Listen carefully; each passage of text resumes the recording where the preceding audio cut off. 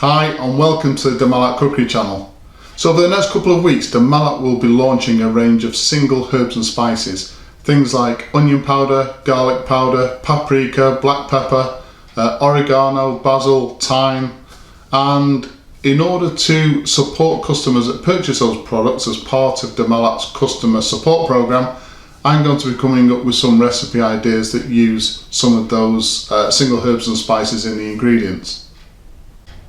So today we're going to be looking at probably the most popular bought-in cooking sauce at the moment, which is Nando's Peri Marinade, which is actually this one.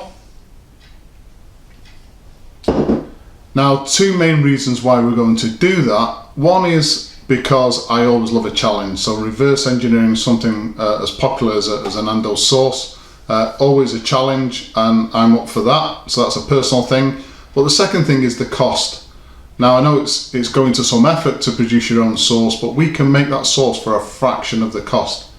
So this particular bottle costs about £2. It's barely lasted one family meal if you follow the directions that Nando give you, which is to baste every 20 minutes. So we can actually make this sauce for a fraction of the cost. So if you've got a large family get together, this can be very cost effective. As usual, a full list of ingredients will be given at the end of the video, so let's have a look at those ingredients and what we're going to need for today. Okay, so what we're going to need for today's recipe is half a litre, 500 millilitres of plain water. We're going to need 250 grams of just a cheap passata. So the reason we're using this is one of the list of ingredients on the bottle is tomato paste.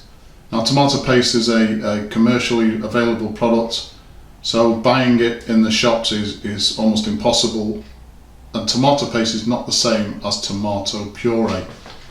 So the next best thing is to look for a product which has actually tomato paste in it, but also has some of the other ingredients that we need. So basic passata is tomato paste and water. So that's why I've gone for the passata in the recipe. So 250 grams of passata. We need 3 tablespoons of onion powder, and if you're weighing this out, that's about 21 grams. We need 3 tablespoons of garlic powder, again if you're weighing this out, that's 35 grams. And we need 3 tablespoons of paprika, and again if you're weighing that out, that's 25 grams. We also need 2 tablespoons of distilled malt vinegar, which is there. We need 50 millilitres of sunflower oil. We need the juice of half a lemon, half a teaspoon of table salt and half a teaspoon of black pepper. We need 3 grams, and that's about a teaspoon of ground chili flakes. So one thing that I use when I'm doing sort of experiments and recipes, small recipes like this, is to use this grinder. So this is the Krupp's F203 grinder. It's actually a coffee grinder, but it's perfectly good to grind spices. We found that this one to be the best for small jobs like this. The reason for that is because you can't physically take the blade out of the cup within the grinder, which means that it sits very low in the cup and actually grinds everything that you put into it. If you have one of these grinders where you can remove the blade for convenience to clean, that normally sits too high in the cup, and a lot of the ingredients you're trying to grind sit underneath the blade and don't get ground, and it just becomes really frustrating. So we found the Krupp's F203 to be, well, the best small grinder that we can find, and the fact is that it's only about £20. It's very cost effective. So the other thing we need is 1 tablespoon of sugar. We also need 75 grams of crispy fried onions, so ready to eat fried onions. And again, we've just placed those into the Krupp's grinder just to break them down even more.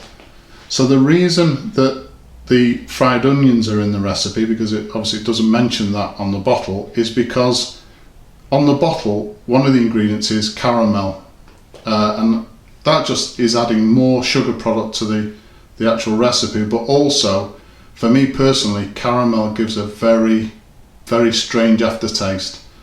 So to find an alternative, and this list of ingredients very heavily onion based, so I've compensated by reducing the amount of onion powder that we place into it, and I've added in fried onions because they have a certain amount of caramelization anyway once they've been fried. So that will give us the caramel taste without the strange aftertaste. So that's why we're using that. So 75 grams of crispy fried onions. So the next thing we need to do, which is the easy bit, is to just mix everything together.